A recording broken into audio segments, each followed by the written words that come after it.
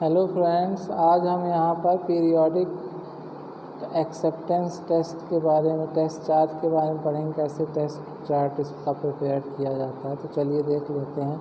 A test chart is prepared for each machine by manufacturer. हर manufacture बनाता है इसको, है ना। इसको पीरियोडिकली इसका एक एक्सेप्टेंस टेस्ट किया जाता है उसकी वर्किंग लाइफ के ऊपर। अगर कोई पार्ट डैमेज है या ख़राब हो रहा है तो उसको रिप्लेस किया जाता है, ठीक है ना। तो ये सारी चीज़ें इसमें पीरियोडिक एक्सेप्टेंस में होती हैं, ठीक है ना। Maintenance process adopted to extend the life as well be perform. और इसको इसलिए मेंटेनेंस इसका मेंटेनेंस इसलिए किया जाता है पीरियोडिकली समय से, इससे उसकी लाइफ बढ़ सके, है ना, परफॉर्मेंस अच्छा हो सके। कई प्रकार के मेंटेनेंस हम यहाँ पढ़ने जा रहे हैं, जैसे schedule maintenance, preventive maintenance, break down maintenance, periodic maintenance. तो शेड्यूल में क्या क्या शेड्यूल पे है, जैसे उसमें रूटीन मेंटेनेंस के अंतर्गत चीज़ें आती हैं, है ना। और इसमें प्रोडक्टिव इक्विपमेंट्स में अगर कोई ट्रबल आ रहा है तो उसको फ्री करने के लिए उसको सर्विस दी जाती है। और कई प्रकार की एक्टिविटी इसके लिए की जाती है, जैसे हमको लुब्रिकेशन उसमें करना पड़ेगा, समय समय पर जांच करनी पड़ेगी, और कई जो पार्ट्स होते हैं उसका एडजस्टमेंट करना पड़ेगा, सफाई करनी पड़ेगी, और समय समय पर पूरा ओवरऑल करना पड़ेगा। और उसका अगर कोई चीज़ ख़राब है तो रिपेयर करें या उसका रिप्लेसमेंट करें। ये सारी चीज़ें इसमें हमको शेड्यूल मेंटेनेंस में करनी है, ठीक है ना। इसके बाद देखिए प्रिवेंटिव मेंटेनेंस होता है, सुरक्षात्मक मेंटेनेंस जिसको बोलते हैं, ठीक है ना। जब कोई ब्रेक डाउन होता है तो उस समय ये प्रिवेंटिव मेंटेनेंस किया जाता है ना। जो कमज़ोर स्पॉट होते हैं, बियरिंग होती हैं, पार्ट्स होते हैं, है ना, या बहुत ज़्यादा हीट जिसको लग जाती है ना, तो वो सारी चीज़ों को हमको रेगुलरली क्या करना है, इंस्पेक्शन करना, जांच करना है, कहीं कहीं कमज़ोर स्पॉट्स जो हैं वो ज़्यादा वीक तो नहीं हो रहे हैं, है ना। ये चीज़ें हमको प्रिवेंटिव मेंटेनेंस से पहले देखनी है। और कोई पार्ट्स की अगर लाइफ ख़त्म हो रही तो उसके पहले हमको उसको चेंज करना है, जिससे हमारा नुकसान ना हो, ठीक है। और जो प्रिवेंटिव मेंटेनेंस होता है उस पहले से उसका एक प्रोग्राम डिसाइड होता है कि हमको समय समय पर कैसे उसकी सफाई करनी है, सर्विसिंग करनी है, जांच करनी है, रिप्लेसमेंट करना है। ये सारी जानकारी पहले से डिफाइन की होती है। अब इम्पोर्टेंस क्या है, क्या इसका महत्व है प्रिवेंटिव मेंटेनेंस का, कि अगर एक्सीडेंट से इससे हमारा बचाव हो जाएगा, क्योंकि हम कमज़ोर पार्ट्स को पहले से चेंज कर देंगे, समय समय पर जांच करते रहेंगे। और जो प्रिवेंटिव मेंटेनेंस होता है तो damage to material and equipment, है ना, तो इससे मटेरियल इक्विपमेंट को डैमेज होने से बचाएगा। Reduce down time, lower unit cost, है ना, जो यूनिट कास्ट है उसको भी कम करेगा, ठीक है ना। इकोनॉमिक्स लॉस को बचाएगा, मशीनरी ब्रेक डाउन को बचाएगा, मेंटेनेंस को कम करेगा, रिपेयर कॉस्ट को कम करेगा, एफिशिएंसी को बढ़ाएगा, है ना, मशीन परफॉर्मेंस को बढ़ाएगा, क्वालिटी को इम्प्रूव करेगा, है ना, और improve quantity and quality of product, quality भी बढ़ेगी, क्वांटिटी भी बढ़ेगी। Reduce major and repetitive repair machines, है ना, बड़े बड़े जो काम हैं और बार बार रिपीट होने वाली मशीन की चीज़ें, वो भी सारी चीज़ें ठीक हो जाएंगी। Find small problem before being be ones, ये बड़ी बने इसके पहले आप छोटी ही समस्या प्राप्त करके उसको रिजॉल्व कर दोगे। ब्रेक डाउन मेंटेनेंस क्या है, this is called the corrective maintenance of emergency maintenance. Emergency maintenance को सही करने वाले मेंटेनेंस को ही हम क्या बोलते हैं, ब्रेक डाउन मेंटेनेंस कहते हैं। A machine is the primitive to run without much attention till it break down, है ना। मशीन को पहले ही मतलब सुरक्षा देख लेनी चाहिए कि वो ब्रेक डाउन हो, इसके पहले ही। When it is actually break down, it will be attempt made to prevent of the occurrence of the break down, है ना। Break down maintenance is a harmful, ये बहुत नुकसानदायक है। It is a unpredictable and the resultant production loss. इससे क्या होता है कि हमको ये नहीं पता चलता हम कितना ज़्यादा इसमें घाटा सहन करेंगे, है ना। Hence any break down has to given more priority and the equipment shall be got back into service as quick as possible। तो हमको इसको क्या करना चाहिए, जल्दी से सही करना चाहिए और वापस सारी चीज़ें सही तरीके से हो जाएं, सर्विस चालू हो जाए। In addition to repairing cause the break down shall be investigated in order to avoid break down future. हमको सभी जो पार्ट्स हैं उनको सही तरीके से या किस कारण से हमारा ब्रेक डाउन हुआ है उसकी जांच सही तरीके से कर लेनी चाहिए, जिससे कि भविष्य में ब्रेक डाउन ना हो। Cause of equipment of break down, generally क्या कारण होते हैं, failure to replace worn out parts, है ना। जो हमने पार्ट रिप्लेस किए थे वही फेल हो गया, ये कारण हो सकता है।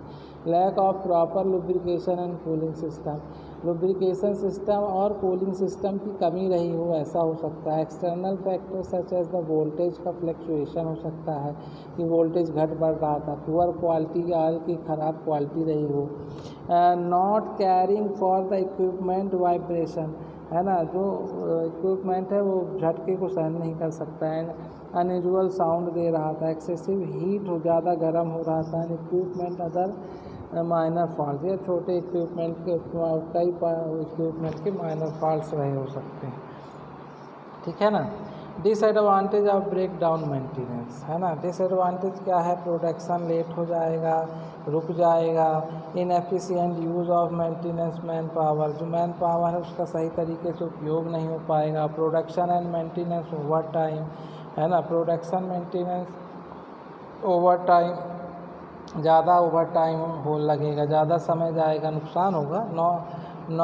Not suitable for item regularly स्टेटरी provision, है ना। क्रेन, लिफ्ट, प्रेशर वेसल्स, ये सारी चीज़ें, सारी आइटम जो है not suitable item in regulate, ये सुटेबल आइटम रेगुलेट नहीं है ना। वहाँ पे रहते भी नहीं हैं कि भाई अब तो टूट गया तो फिर अब मंगवानी पड़ेगी क्रेन वगैरह सारी चीज़ें। ब्रेक डाउन मेंटेनेंस और प्रिवेंटिव मेंटेनेंस में देख लीजिए डिफरेंस क्या है। Maintenance under only after break down, इस मेंटेनेंस को तभी किया जाता है जब ब्रेक डाउन होता है। और प्रिवेंटिव मेंटेनेंस ओनली बिफोर, ये ब्रेक डाउन के पहले का मेंटेनेंस है। No attempt is made to prevent break down, कोई अटेम्प्ट नहीं, मतलब कोई ऐसा प्रयास नहीं है जो कि बचा सके ब्रेक डाउन से। लेकिन maintenance made to prevent break down, maintenance क्या होता है कि ब्रेक डाउन को बचा लेता है ना। अगर हम पहले से प्रॉपर लुब्रिकेंट वगैरह सारी चीज़ें दे रहे हैं तो ब्रेक डाउन होगा ही नहीं। दिस इज़ प्रिडिक्टेबल एक्टिविटी, और ये ऐसा नहीं है कि हमको इसी समय पे होगी, ये किसी भी समय अचानक हो सकती है। ये प्रिडिक्टेबल एक्टिविटी है, हमको मालूम है कि हमको कब कब मेंटेनेंस करना है, ठीक है ना। मेंटेनेंस कॉस्ट लेस, इसकी मेंटेनेंस कॉस्ट लेस होती है, कॉस्ट मेंटेनेंस हाई इसकी ज़्यादा होती है।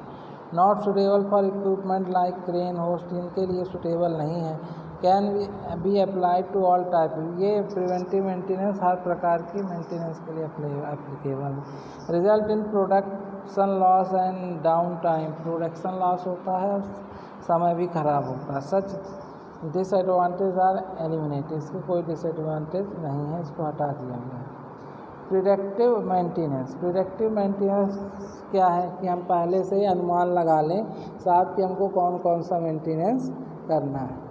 तो देखिए, schedule programme for maintenance and preventive maintenance need to careful planning, पहले से हमको प्लानिंग कर लेनी है शेड्यूल के लिए या प्रिवेंट करने के लिए। Hence it necessary to know what is happening to different parts of machine to equipment under actual working condition, है ना। क्या चीज़ है, क्या हमको क्या है कि कौन सा पार्ट किस तरह से काम कर रहा है, उसकी सही पोजीशन क्या है, ये सब जानने के लिए। This will be useful to estimate the life time, ये उपयोगी होता है कि ये पार्ट कितने समय तक चलेगा। अलग अलग parts machine, tools, equipment and assess the frequently of periodic maintenance, तो ये सारी चीज़ें पीरियोडिकली मेंटेन की जा सकेंगी। It predictive maintenance condition of the equipment are check periodically making use to human sense such as a hearing, smell, sight, etc. है ना। तो predictive maintenance condition of equipment किस तरह की है उसको हम समय समय पर चेक कर रहे हैं। Making use the human senses, उसका भी हम उपयोग करेंगे। उसकी आवाज़ किस तरह की है, उसकी गंध कैसी आ रही, कैसा दिख रहा है ना। There are a sensitive instrument to predict trouble in a machine. कुछ सेंसिटिव इंस्ट्रूमेंट जैसे audio gauge, vibration analyser, amplitude meters, pyrometer, strain gauge, etc. ये सब क्या है, सेंसिटिव चीज़ें हैं। उनको इन इंस्ट्रूमेंट के माध्यम से हमको पीरियोडिकली जो मशीन की ट्रबल है उसका पता लगाना।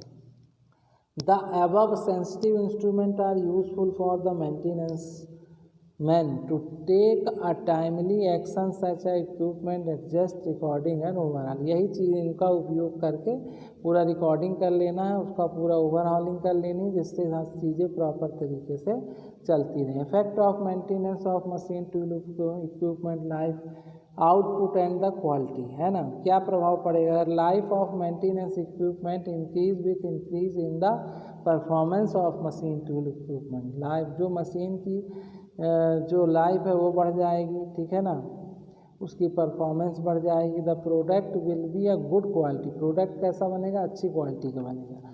तो क्वालिटी ऑफ गुड्स प्रोडक्ट में भी कंसिस्टेंट, जो गुड की प्रोडक्ट की जो सामान हम बना रहे हैं उसकी जो क्वालिटी होगी वो बिल्कुल एक बराबर सही तरीके से बनेगी। Output of good from a machine increase, जो आउटपुट निकलेगा वो ज़्यादा मात्रा में निकलेगा। This also result is lower unit cost, जिससे हमको प्रत्येक यूनिट की कॉस्ट कम पड़ेगी। Protective maintenance, protective maintenance is a preventing maintenance strategy.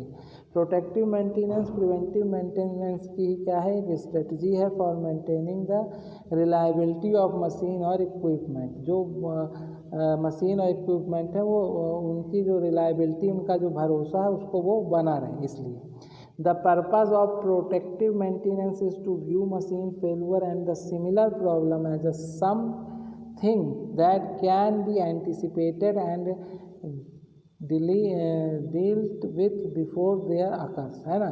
इसमें क्या किया जाता है, प्रोटेक्टिव मेंटेनेंस का उद्देश्य क्या है कि हमको मशीन के फेलुअर और उनकी सिमिलर प्रॉब्लम को समझकर उनके फेल होने के पहले उसको हमको मेंटेन कर लेना। Protective maintenance focus primarily determination the root cause.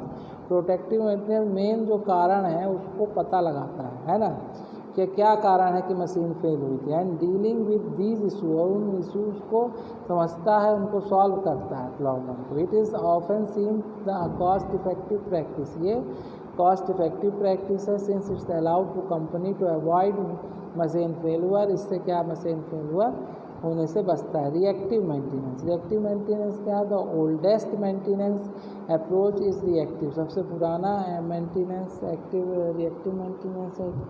Equipment is not repair और रिप्लेस अनटिल इट्स ब्रेक। क्या होता था कि जब तक कि कोई प्रोडक्ट रिपेयर करने लायक ना हो, रिप्लेस करने लायक ना हो या ब्रेक ना हो, तब तक नहीं इसको चेंज किया जाता था, है ना।